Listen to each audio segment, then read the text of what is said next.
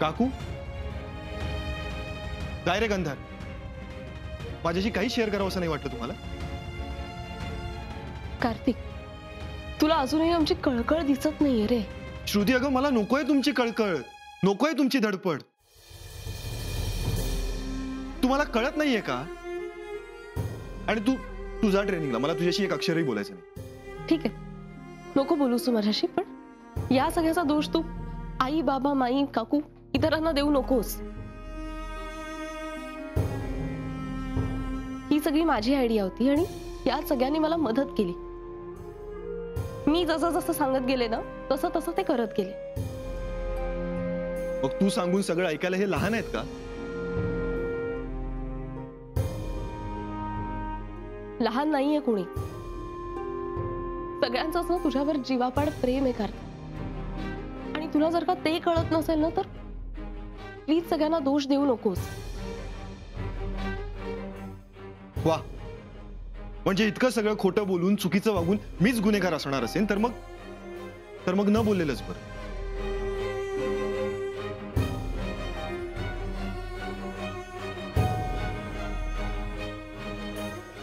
कार्तिक, तू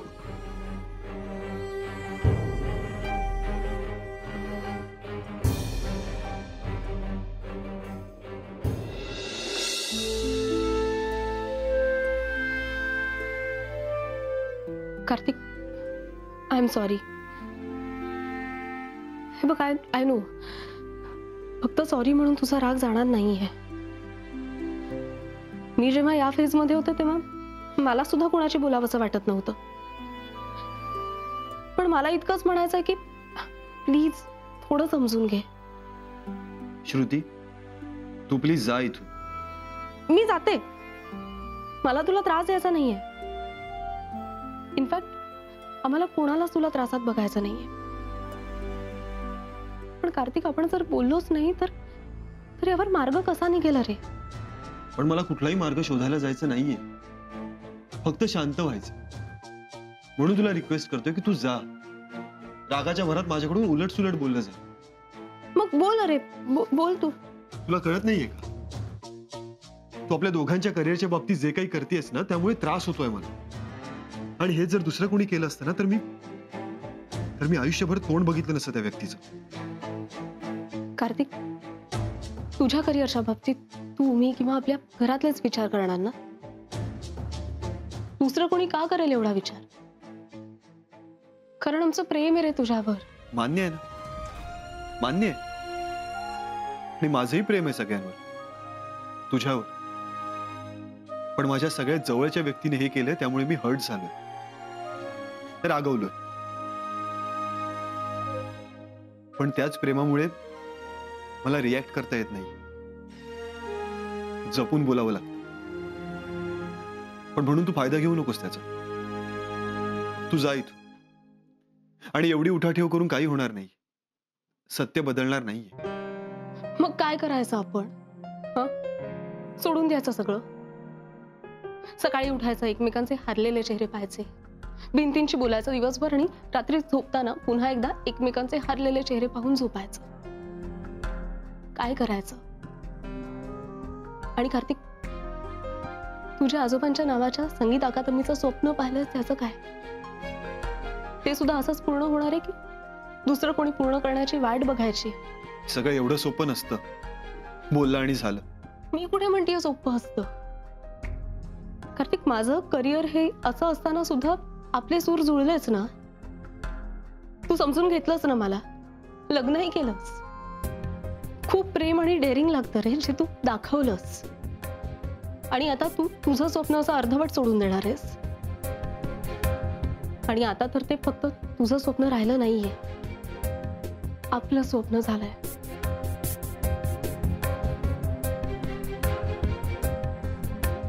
कार्तिक, पुन्हा एकदा झालेल्या सगळ्या प्रकाराबद्दल सॉरी. श्रुती, तू जा इथून. प्लीज जा, तुला ट्रेनिंगला उशीर होईल. मला थोडा वेळ शांत राहू दे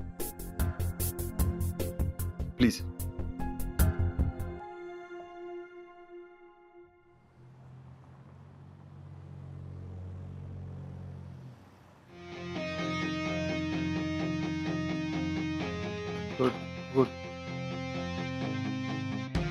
हे नाही.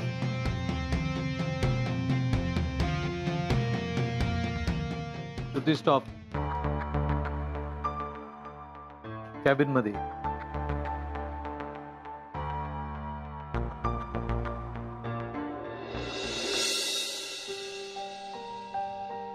कम. बैस. It's okay sir. मी तुला बसायला सांगितलं. Sit down. श्रुती, सगळं ठीक आहे? हो सर. सगळं ठीक नाहीये, म्हणून तुझे पंचेस चुकत होते. श्रुती, मी तुला याआधीच सांगितलं होतं, मन थाऱ्यावर नसेल तर शांत बसायचं आणि मग प्रॅक्टिस सुरू करायची. हो सर, माहितीये मला. काय झालं? सर काही नाही. डिस्ट्रिक्ट मॅच खेळू शकत नाही याचं वाईट वाटतं? निर्णय बदलायचा? नाही सर, अजिबात नाही. म्हणजे मला डिस्ट्रिक्टची मॅच खेळता येत नाही याचं वाईट वाटतंय, पण त्या संधीचा मार्टिनाला जास्त फायदा होईल याचा आनंद सुद्धा होतो. मग प्रॉब्लेम काय? आलं माझ्या लक्षात. तू बॅकआउट केलेलं कार्तिकला नाही आवडलं. हो सर, म्हणजे त्याला आवडलेलं नाहीये मी बॅकआउट केलेलं, पण आता ते कारण. म्हणून त्यावरनं त्याच्याशी भांडलीस? नाही सर, मी नाही भांडले त्याच्याशी. मग तो तुझ्याशी भांडला? नाही सर, तसं काहीच नाहीये. डोंट वरी श्रुती, मला इंटरफिअर करायचं नाही तुमच्या संसारामध्ये. जो कोणी माझ्या क्लबमध्ये ऍडमिशन घेतो ना, त्याची जबाबदारी माझी असते आणि ती मी नकळतपणे हक्काने घेतो. माझं सगळीकडे लक्ष आहे. मला माहिती आहे सर. मग तुला हेही माहिती असेल की तुझ्या नवऱ्याने या क्लबमध्ये ऍडमिशन घेतली होती आणि त्याची शिक्षा त्याला तेव्हा मिळाली, पण ही शिक्षा त्याला जन्मभर मिळणार आहे. कळलं? काय सर, तुम्ही चेष्टा करताय माझी. नाही, चेष्टा नाही करत आहे. हे बघ, कार्तिक माझी विद्यार्थी आहे, म्हणून मी त्याचे कान पकडू शकतो, त्याला 4 शब्द ऐकू शकतो, त्याला समजावून सांगू शकतो आणि ते मी करणार. नाही नाही सर, नको. मी करेन ना मॅनेज. उगाच तुम्हाला त्रास होणार नाही. Don't worry, you just relax. Okay,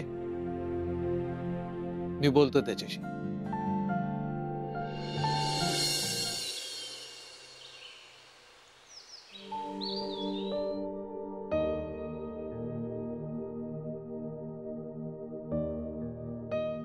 sorry आई. बाबा, एक्स्ट्रीमली सॉरी. मी तुमच्याशी असं चिडून बोलायला नको होतं. आणि तू सॉरी. तू नको ना म्हणू सॉरी. आणि चूक आमच्याकडनं झाली ना रे, म्हणून आम्हीच तुझी क्षमा मागायला आलो. क्षमा? आई, अगं तू काही काय बोलतेस? नाही, आम्ही हे असं तुझ्याशी खरंच खोटं बोलायला नको होतं. हो ना, आणि या खोट्याची सुरुवात मीच केली. दादा, आय एम सॉरी.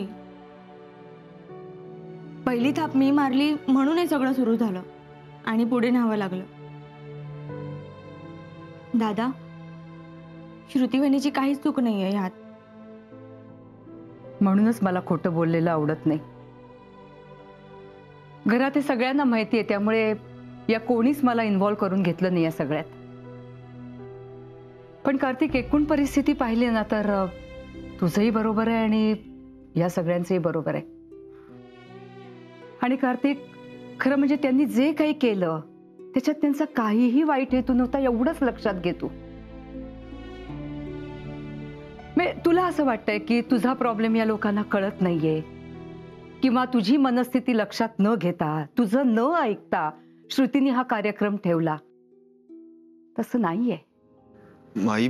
कार्तिक, मी काय म्हणते ते नीट ऐकून घे. आपल्या करिअरचा निर्णय आपण स्वतः घ्यावा, आपल्याला ते स्वातंत्र्य असावं असं तुला वाटणं अगदी रास्त आहे.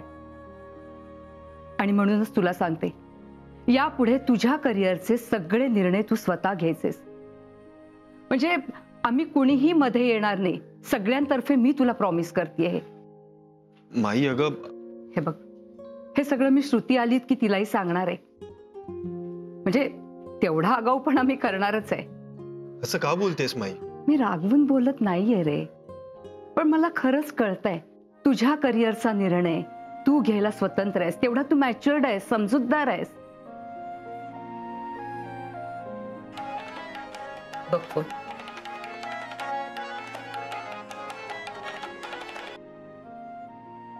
हा हॅलो, आता लगेच? ठीक आहे, येतो.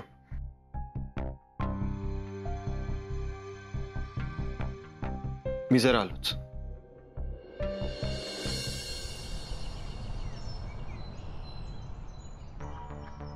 श्रुती, काल कार्तिक मला भेटला होता. काय म्हणाला तो बाबा? मी त्याच्याशी बोलण्याचा प्रयत्न केला, पण त्याचं ना असंच झालंय. तो ना खूप निरुत्साही होत चाललाय. श्रुती, आणि तुला हे मला एका शब्दानेही सांगावंसं वाटलं नाही? बाबा, मी काय सांगणार होते तुम्हाला? ऑलरेडी इतक्या सगळ्या गोष्टी घडत होत्या, त्यात हे सांगून मला तुम्हाला त्रास द्यायचा नव्हता. अगं बाबा आहे मी तुझा, आणि कार्तिक काय मला परका नाहीये. नाही, पण मला असं वाटलं होतं की मी हँडल करू शकेन हे सगळं. मला वाटलं मी कार्तिकशी बोललो त्यानंतर गोष्टी हळूहळू नॉर्मल होत आहेत, पण ह्या गोष्टी इतक्या टोकाला गेल्यात याची मला कल्पनाच नव्हती. बाबा, मी सगळ्या पद्धतीने प्रयत्न केला आहे त्याला यातून बाहेर काढण्याचा. मान्य आहे, पण तो रियाज बंद करून बसलाय ही शोकांतिका आहे. ज्या स्वरगंधर्वांच्या गाण्यामुळे कार्तिकला ऊर्जा मिळायला हवी, प्रेरणा मिळायला हवी, त्यापासूनच कार्तिक लांब पळायचा प्रयत्न करतोय. बाबा, तर तुम्हीच सांगा मी काय करू? माझे ना सगळे प्रयत्न फेल झालेत. मी काहीतरी चांगल्या हेतूने करायला जाते आणि त्यातून काहीतरी भलतंच घडतं आणि कार्तिक आणखी कोशात जातो. श्रुती बेटा, शांतपणे विचार करून पुढचं सगळं ठरवायला हवं. अगं, आत्ताची परिस्थिती इतकी नाजूक आहे की आपण थोडं जरी चुकलो तरी त्याचे भयानक परिणाम आपल्याला भोगायला लागतील. हो बाबा, पण म्हणून मी त्याची तळमळ अशी गप्प बसून नाही बघू शकत. मला माहितीये मला काय करायला हवं. एक कल्पना आहे माझ्या डोक्यात, पण त्यासाठी मला तुमच्या मदतीची गरज आहे. अगं, मदत काय मागतेस? हक्काने सांग. बाबा, आता कार्तिकला सगळ्यात जास्त गरज आहे ना ती कुणीतरी मोटिवेट करण्याची आणि त्याला त्याच्या आजोबांच्या वारशाची पुन्हा एकदा आठवण करून देण्याची. काय? हो बाबा, त्याशिवाय तो यातून बाहेर पडणार नाही. मी तुम्हाला सांगते सगळं, तुम्ही चला माझ्या बरोबर. हो सर, पण कार्तिक, माझं ऐकून तर घे.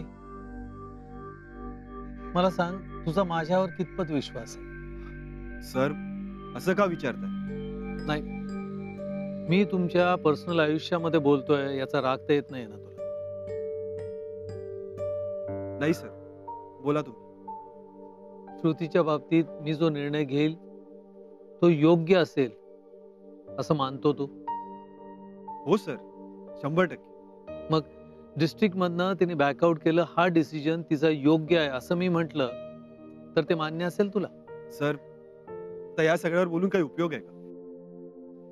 फायनल झालंय ना सगळं. माझ्या नावापुढे सर लावलंयस, त्यामुळे माझ्या विद्यार्थ्याच्या शंकांचं निरसन केल्याशिवाय मला चैन पडणार नाही, माझं डोकं शांत नाही होणार. मला तुझी कळकळ कळते कार्तिक.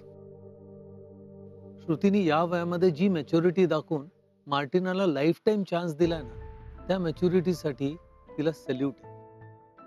माझ्या उमेदीच्या काळात जर माझ्या समोर हा प्रसंग आला असता ना कार्तिक, तर कदाचित श्रुती एवढा त्याग मी नसता केला. त्यामुळे ती फक्त एक स्पोर्ट्स वुमन नाही तर एक माणूस म्हणून खूप मोठी झाली आहे. सर, तुम्ही म्हणताय ते सगळं पटतंय मला, पण तिच्या करिअरचं काय? कार्तिक, आज तिने एक पाऊल मागे घेतलंय ना, ते उद्या 10 पावलं पुढे जाण्यासाठी. मार्टिनाला शिकवता शिकवता ती जे काही शिकेल ना, ते 8-10 महिन्यामध्ये तिला कुठल्या कुठे घेऊन जाईल. होप सो, असंच व्हावं. असंच होणार कार्तिक, असंच होणार. फक्त तू माझ्यावर आणि श्रुतीवर विश्वास ठेव, बस.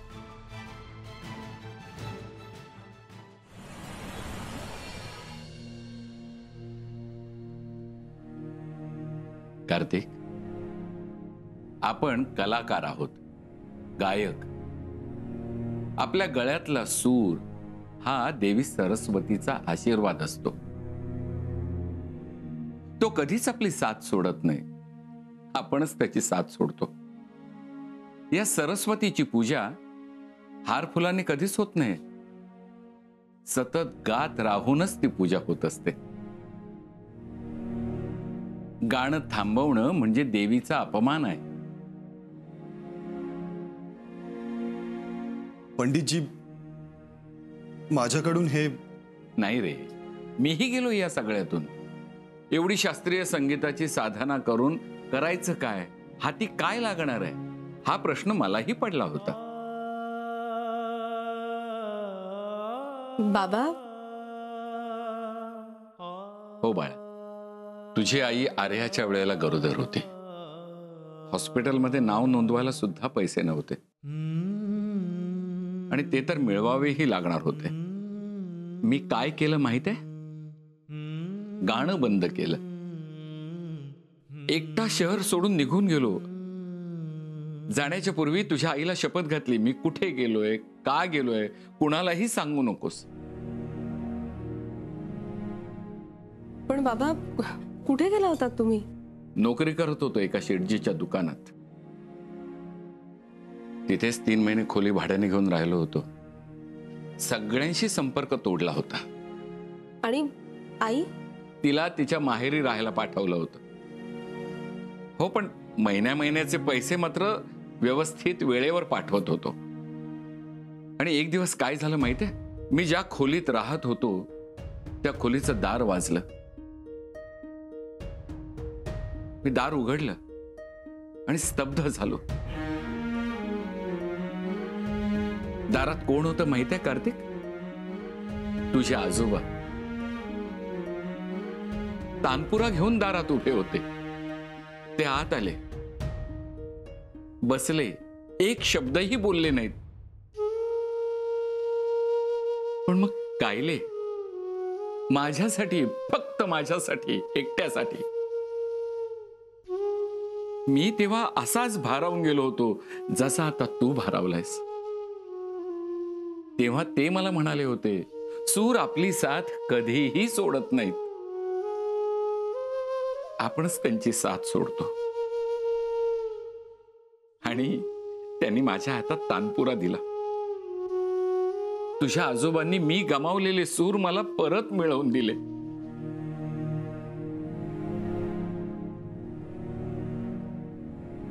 स्वरगंधर्वांचं एक खूप मोठं देणं फेडायचं राहून गेलं होतं. तेही आज फेडता आलं.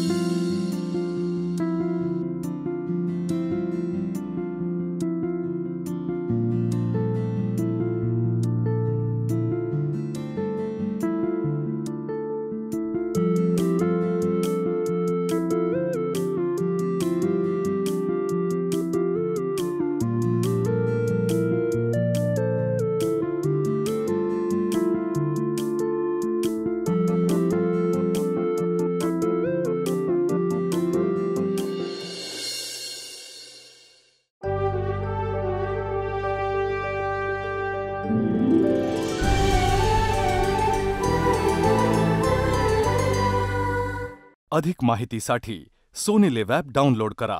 Sony LIV, we live to entertain.